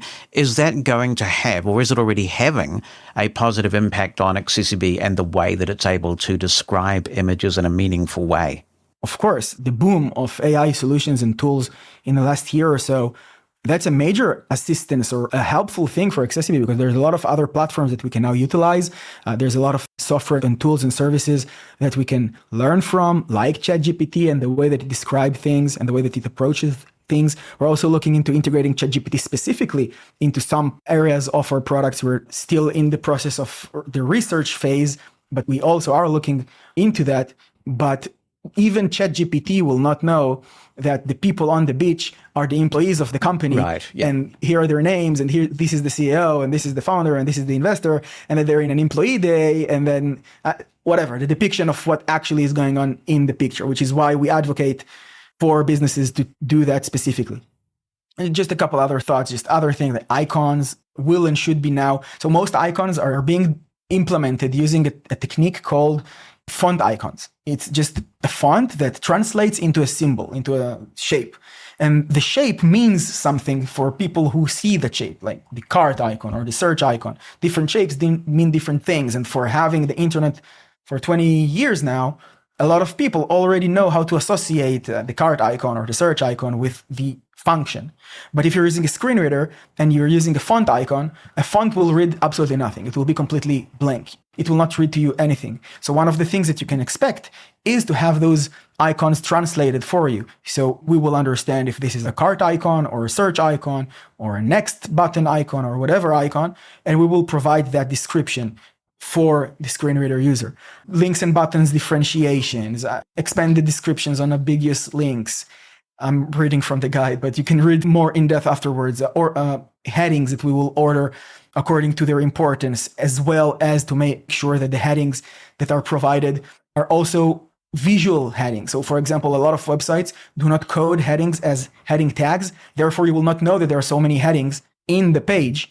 They look like headings. When I look at them, I see a heading, but they're not coded as such, and therefore your screen reader will not know that those exist. So AccessiBe will expose those images and will order them by importance, and a lot of other things, from pop-ups, and modal windows, labels for form fields, and a lot of other things. So those are the things that you can expect by turning on AccessiBe on websites. And I would love to talk technically with anyone that wants to talk technically. Sure. Even not on that episode. If someone wants to see AccessiBe working at its best with this overlay, is there a particular website that you'd recommend people visit that really showcases what it can do? Because if you can do an A/B comparison, switch the overlay on and see what it does and then switch it off, that would be quite informative. Yes. So if you go to demo.accessibe.com, you will get a website. This is a WordPress template that we've downloaded from the internet just to make sure that we showcase something that is probably, the average thing that you might come across when you go to different websites. This website, we haven't done anything manually or specifically to make it accessible or to fix it.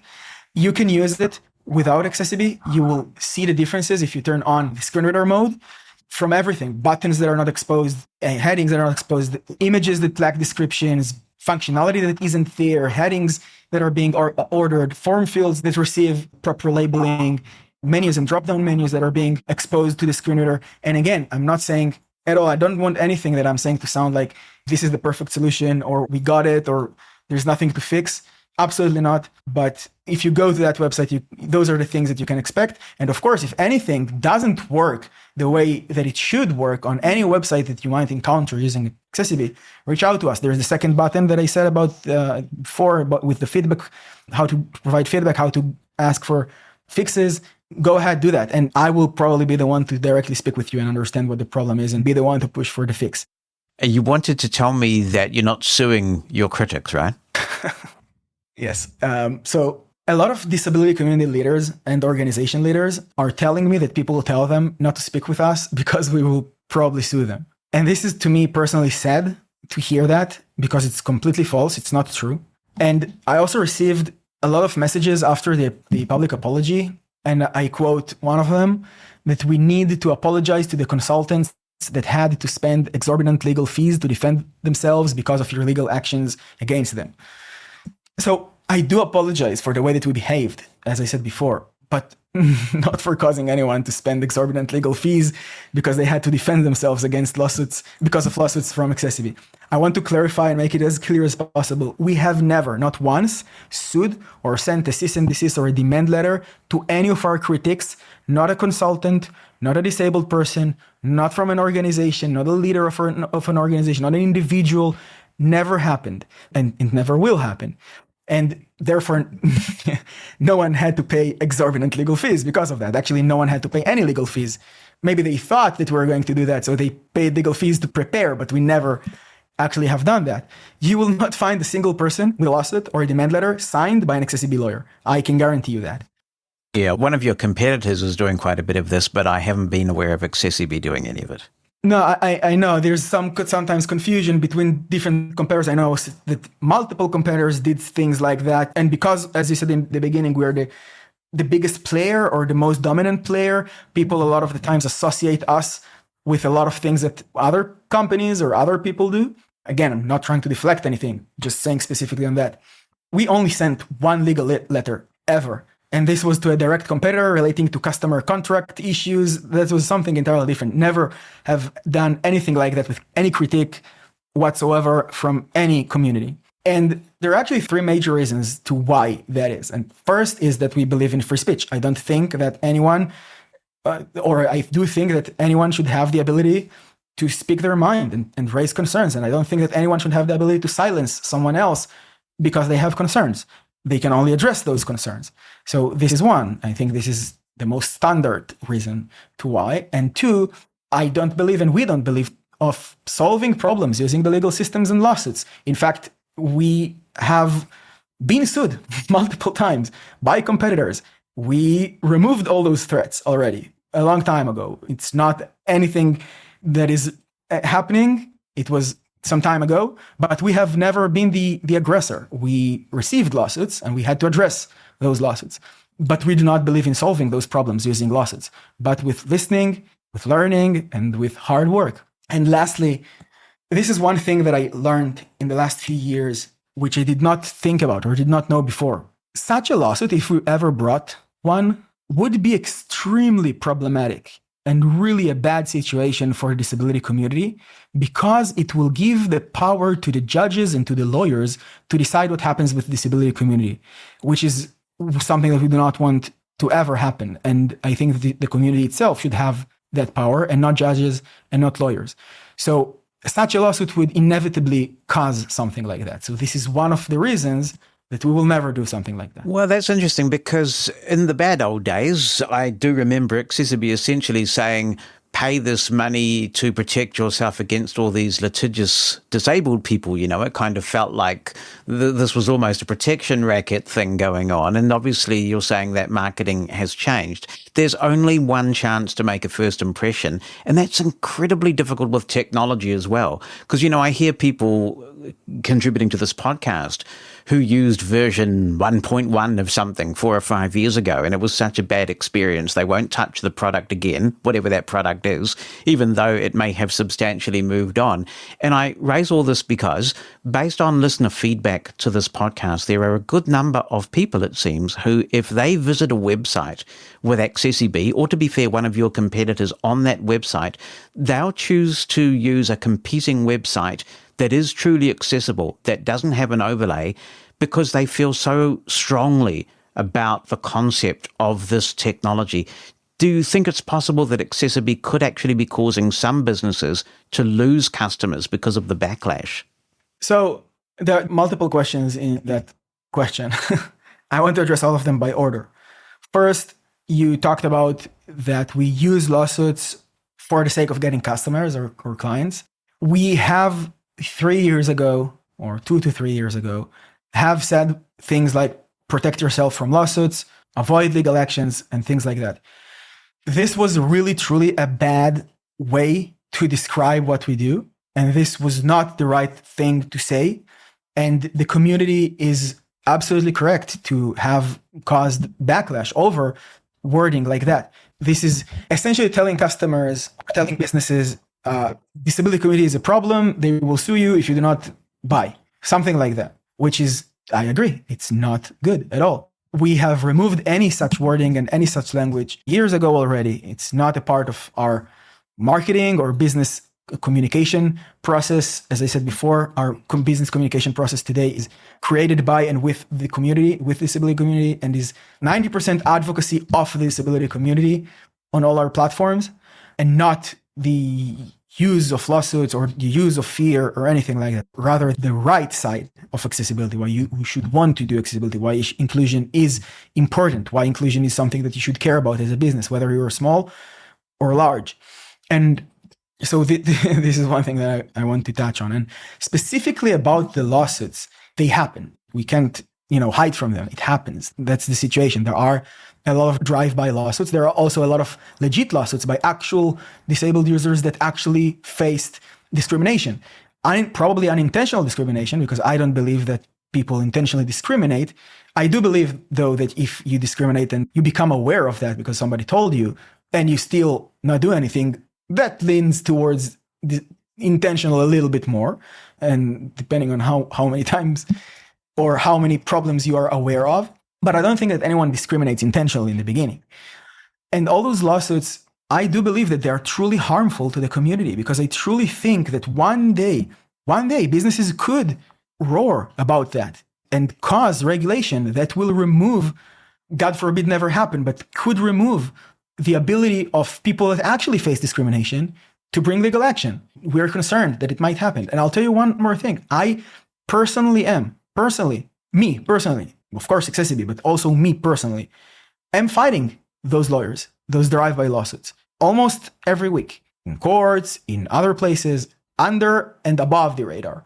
We are not supportive of these lawsuits at all. We are very much unsupportive of these lawsuits and those attempts to abuse the ADA or abuse the legal system for whatever it is that you're trying to do. But then you'll be well familiar with Adrian Rosselli's article, AccessiBe Will Get You Sued. And he's making the point that there have been some cases where legitimate lawsuits have been filed because people installed the overlays in good faith, not just yours, but other overlays in good faith, only to find that the remediation hasn't been effective. And so legitimate disabled people have filed suit. And essentially, it's a promise not kept, right? These people in good faith are paying the money to get the overlay on the site, only to be sued anyway because the accessibility has not been fixed. The lawsuits that Adrian Rosselli brought, and I already addressed this. A few years ago, I sent Adrian an hour-and-a-half video of me addressing the points, point by point, the technical and the non-technical, the legal, and the rest of them directly. I don't know what happened with the video, but I did send it. The lawsuits that he brought are not AccessiBe customers. Those are customers that received lawsuits, that's true, but then they joined AccessiBe to help them with the existing legal situation. Those are not AccessiBe customers that were sued because they installed AccessiBe and then it failed and a user sued them or anything like that. Okay, that's an interesting point. So can I just amplify that? You are saying that no one has filed suit after AccessiBe has been installed claiming inaccessibility. No, I'm saying that this is specifically about the Adrian Roselli lawsuits that he brought, at least that I'm aware of, back then, that I also already addressed. This is what I'm saying. And the other thing is we have a large number of websites, almost 200,000 websites.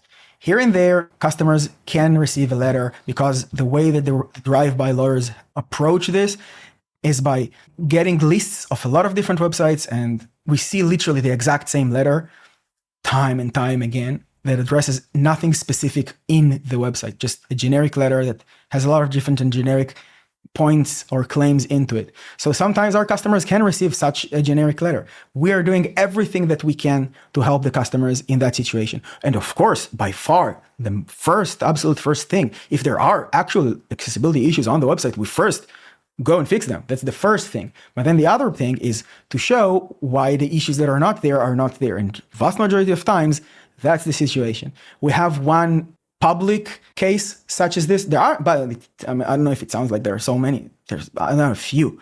But there is one that is out there, and again, over 200,000 websites. One that is out there that people like to put out that they don't have all the context for. And the context for that website is that we looked into the issues and we have reviewed and provided a full audit and response and a ton of materials for the customers and offer that specific customer that we're talking about and offered to assist them and to help them remediate any ongoing issue. If any ongoing issue exists on their websites, we will help them address any of that. That customer decided to settle anyway, which is a business decision. They can fight and pay tens of thousands of dollars in legal fees, or they can settle for, I have no idea what they settled for, 5, 10, 15, but for sure a lot less than they would have otherwise, going through the whole motion of the process of the lawsuit, which is unfortunate, but it happens. Sometimes businesses make business decisions not based on what really is going on, but based on resources or their financial situation. If you can close a problem with paying $5,000 rather than show that you're correct after 4 years and paying $100,000, and you will not get legal fees back because you can't within the ADA, then that's the situation. So make the problem go away, basically. And that's one of the saddest things. Those drive-by lawsuits cause people to pay $5 or $7 or $3 or $2 or $10 or whatever, $20,000 in double quotes to make the problem go away without addressing the actual accessibility and the actual issue, which is terrible. This is one of the biggest problems, other than the misconception that those lawsuits cause amongst the business community. I know hundreds, if not thousands of people from the community. I'm speaking with them every day. It's my employees, it's my friends, it's my coworkers, managers in the company, external companies that we're working with. The community that I know is far from litigious. Sometimes they do bring lawsuits if somebody truly discriminated. But the community that I know is far, far from litigious and wants collaboration to solve problems and not, lawsuits or legal threats to solve problems. But the drive-by lawsuits, they cause the exact opposite perception. They cause people and businesses to think that the community is litigious and wants to file lawsuits or extort money or whatever, which is terrible. To me, this is one of the biggest challenges to change, because there is a perception like this. A lot of customers, a lot of businesses that come to us to evaluate the solutions and the services that we have. And that's what they think in the beginning. Not because we said it. We're not saying that. We're saying the exact opposite, but because they got a letter or a friend got a letter or someone from their family got a lawsuit and they settled it for $5,000. So we're doing what we can with the educational platforms and programs that we have created to change that perception. We're staying clear from representing the community or speaking for the community or being the community, but we do provide the community itself and the organizations and the leaders and the individuals themselves the platform to advocate and educate directly for themselves, businesses and customers, and generally the business community. We actually, if you go to our videos on YouTube and you combine all the numbers and the posts and the engagement and all of that, millions of businesses, literally millions of businesses have received those educational activities and educational from our educational platform, which is, again, the community directly. And I think that it does make an impact. And it, like a battle of two things, that is bad from the right, and this is good from the left. And it's a battle of two things for not having a misperception or a problem of perception amongst the community because of those lawsuits. There still seems to be a chasm between the traditional accessibility professional industry and overlay developers. You've got over 700 people, when I last counted, who had signed an open letter on overlayfactsheet.com, some of them the most notable names in the industry. And there was talk when we last looked at this in 2021 that AccessiBe might be joining the World Wide Web Consortium. Did that happen? Yes. So we have joined a year and a half ago, or maybe 2 years ago, something like that. And I also want to touch specifically on the 700 people that you mentioned. It's not just a communication problem with the disability community. It's also a really big communication problem with the professional community, with the accessibility consultants. Absolutely. I'm the first to agree, 100%. This is a problem, and we have caused a lot of hurtful situations amongst the professional community, which we're sorry for as well. And we have took many, many steps to address. Again, not something from today, but something from already 2 years ago or a year and a half ago. And I invite also any professional or any consultant to speak with me directly. And by the way, we tried multiple times and succeeded to speak and have a dialogue with many of these consultants. And we share, them and us, share a lot of the ideas, a lot of the notions around and about accessibility and the technical aspects of it. And there's a lot of things that we can do together and a lot of collaboration that we can do together in order to approach what we call the web accessibility gap. I don't think that we're that far apart or that far away from one another. And there are so many really great people and really caring people within the accessibility professional community. I'm not for a second think otherwise. And we hope to fix the relationship with them as well. We have fixed the relationship with a lot of them, and a lot of them come to us privately, not publicly, to talk about a lot of different things and to collaborate on a lot of different things. But I hope to do that in a broader way and in a more public way, in a more collaborative way. Right. Because with AccessiBe, there have always been two categories of issues. There's been the relationship management stuff, which we've talked about extensively, and then there's been the technology itself. And a lot of these accessibility professionals, and you're right, they've devoted their life in many cases to this work, they still claim that the technology just doesn't do what it says on the tin, that a screen reader user is not actually going to have a superior experience by turning one of these overlays on, that it could in fact be detrimental. There's still a lot of healthy skepticism about whether this technology actually works at all. And as I said before, we talked about this point before. We talked about the number of users that we have. We talked about how actively we're looking for problems. We talked about what happens when we find a problem and how we fix the problem and how many websites get the fix. So you've got a lot of users, but can you be sure just that they're satisfied users?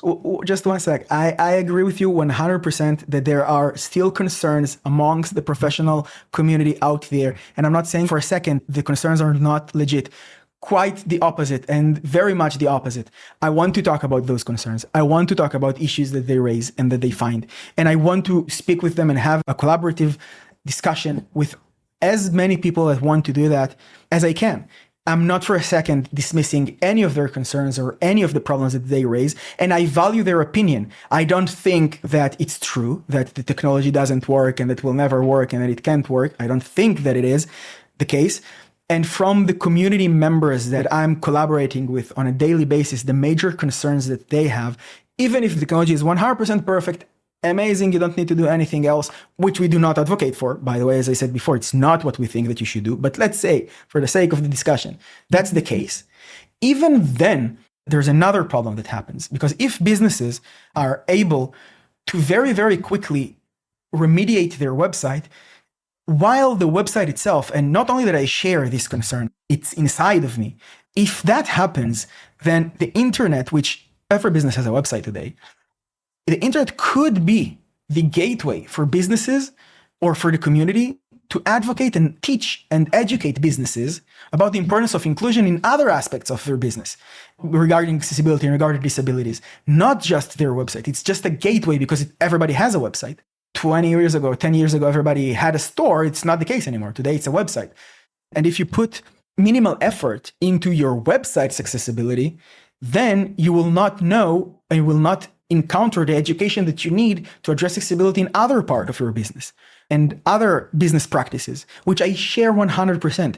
This is one of the reasons every website that every business or every customer that joins us, even if they pay just $500 for services that we provide or software that we provide, we make sure that they receive the education that a multi-billion-dollar company that has the means to educate their entire staff receives.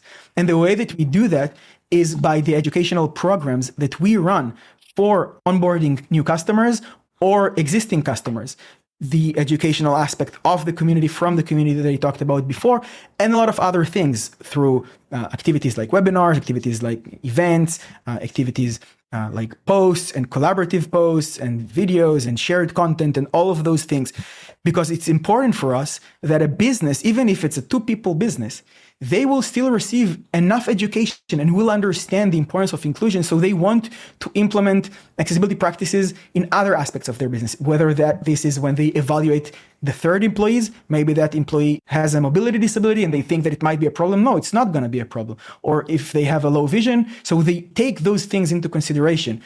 And for their other aspects of business, for employment, and for their day-to-day life, unrelated to their businesses, just their regular day-to-day, their hobbies, their people that they meet in the gym or whatever.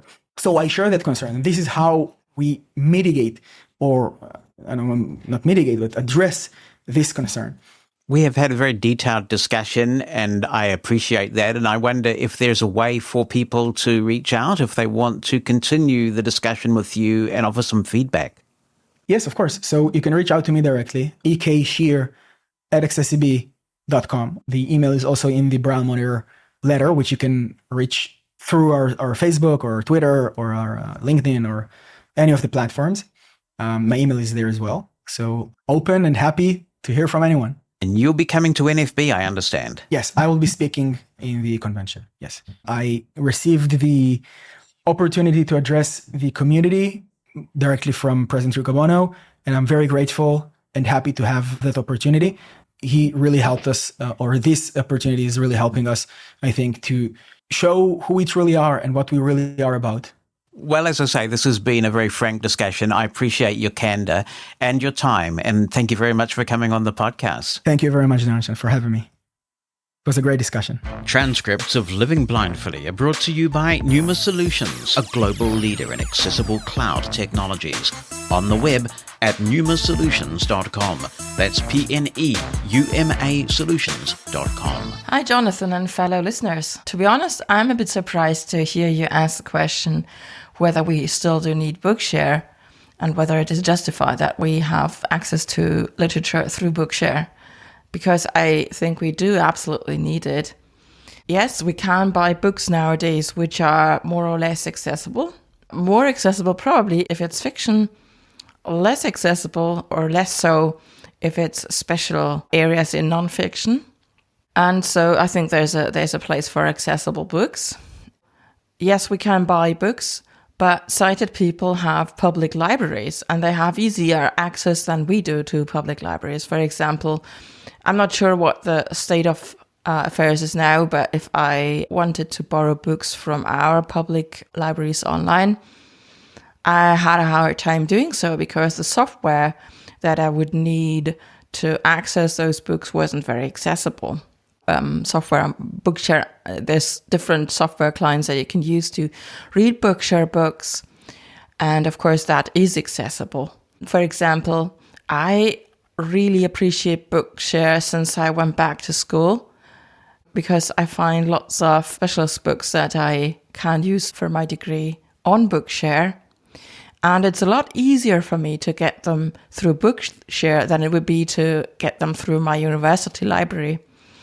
I started the degree when the corona measures started because then we had lots of unis teaching online. And that was a lot easier for me to attend those lectures and also work at the same time, because my university is about 2 hours away from where I am. So if I needed books, I would have to, I don't know, have a 4-hour journey to get them. And then they would be on paper and I'd have to scan them. And because I'm just a student and not faculty, the library wouldn't send me electronic copies of book chapters or papers. Maybe I should have asked them, I didn't, but that's what it says on their website. While you could get electronic copies during Corona measures, you can't now if you're a student. So yes, Bookshare has made my life a lot easier. I'm impressed at how easy it is now to get books compared to when I did my first degree 20 years ago. It's still not perfect, but I'll gladly pay the increased Bookshare fee. And I enjoy having access to this resource, and I do think that I'm using it responsibly.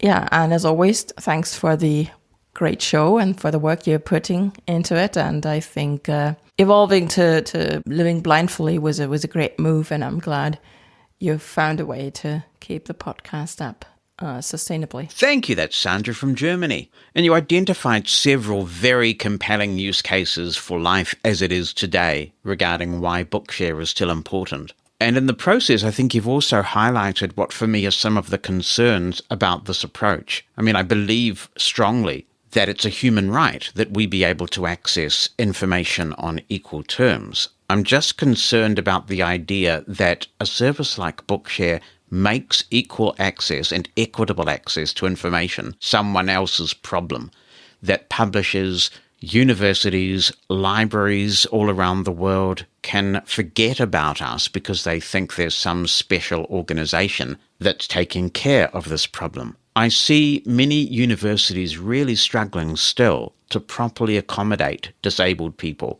And you mentioned that you hadn't checked with your university, Sandra, so perhaps if you were to, they would appropriately make an exception for you with that policy that they now have, that post the major part of the COVID pandemic, they're not going to send along electronic copies of books.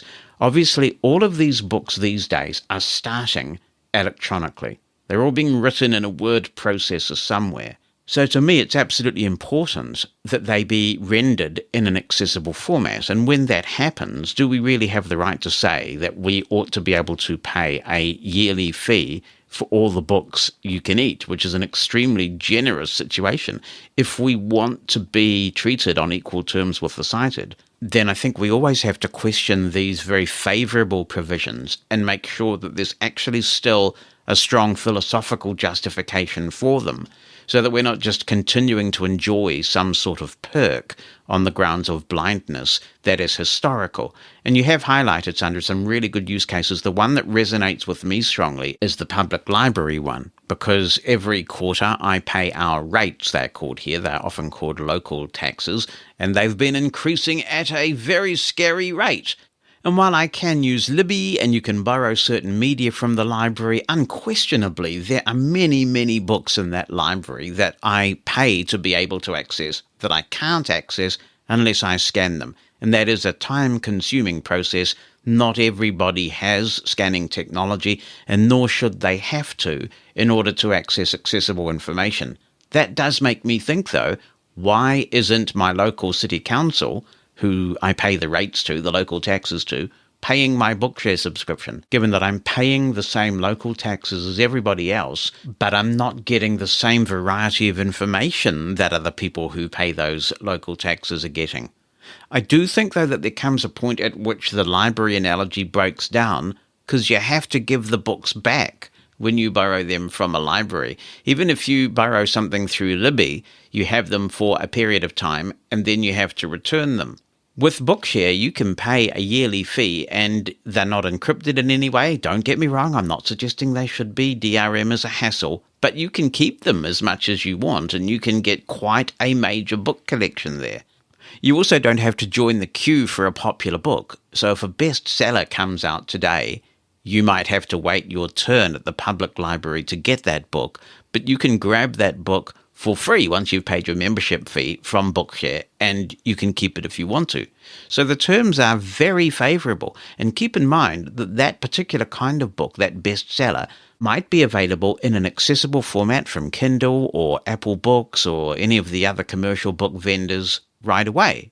That said, there's a lot of legacy content out there, and that's how Bookshare got started, of course, with people scanning material as a result of the work that many of us did in the 1990s that was possible and legal, and it's moved on a bit since then. So there's no quick fix, and it's a cherished service, and I'm certainly not advocating for its closure or anything like that, but these philosophical discussions are, I think, quite interesting, just to help us clarify when we think some sort of favorable treatment is acceptable or desirable or justifiable. Hey, Jonathan, it's Daniel reaching out today with a couple of comments. First of all, on songs that scare the living daylights out of you.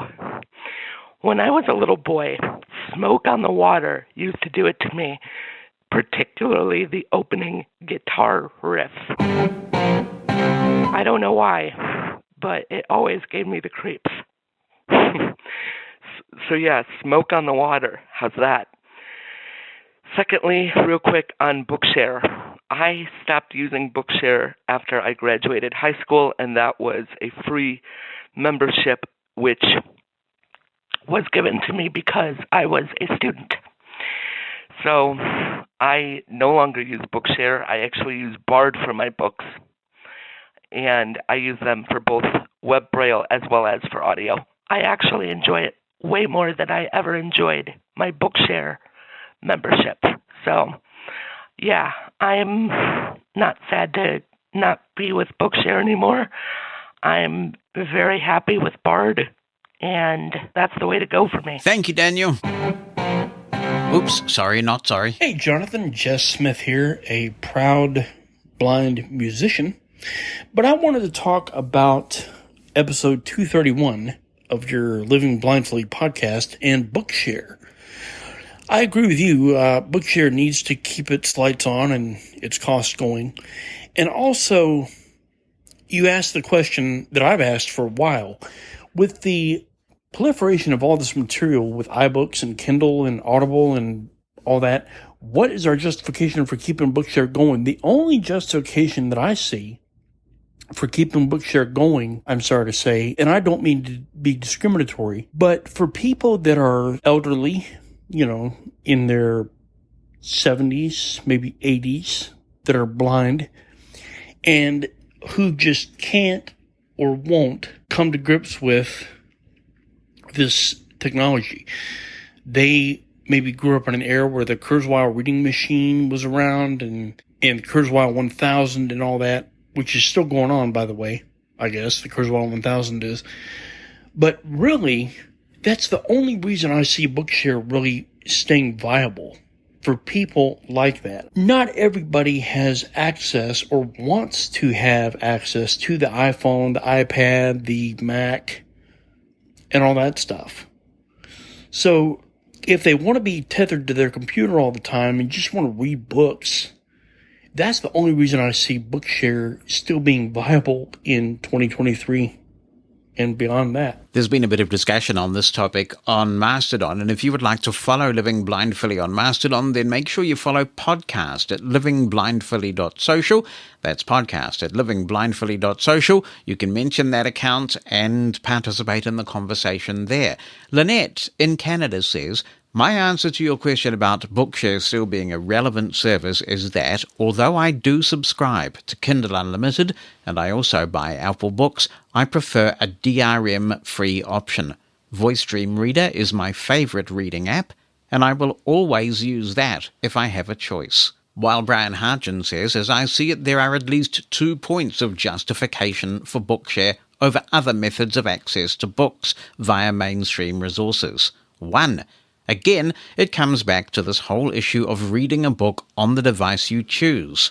We all know from past podcasts what a difficulty it is for some people getting Audible books onto a chosen device, and for many people, Kindle can present even more access barriers. This is not an issue with Bookshare. 2. Most definitely, there are many titles on Bookshare that are just not in an accessible format other than that service, especially titles which have been scanned from printed sources. That makes it a valuable and historic resource. Until we reach a point when both of these factors are satisfied by other mainstream platforms, there is huge justification for Bookshare. Whether that will ever be the case where we reach that point, I don't know. Now, having said all that, says Brian, there are countries where it is not possible to get access to all the books which Bookshare holds, and that's another issue. The UK is one of those. So what do you think? If you'd like to contribute to this discussion, is Bookshare still relevant? Are we taking advantage of our blindness by using Bookshare? 86460-MOSEN is the phone number in the United States, or opinion@livingblindfully.com on the email.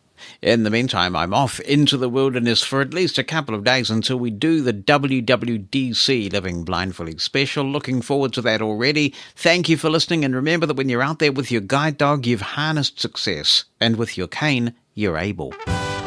If you've enjoyed this episode of Living Blindfully, please tell your friends and give us a 5-star review. That helps a lot. If you'd like to submit a comment for possible inclusion in future episodes, be in touch via email. Write it down or send an audio attachment. opinion@livingblindfully.com or phone us. The number in the United States is 86460-MOSEN. That's 864-606-6736.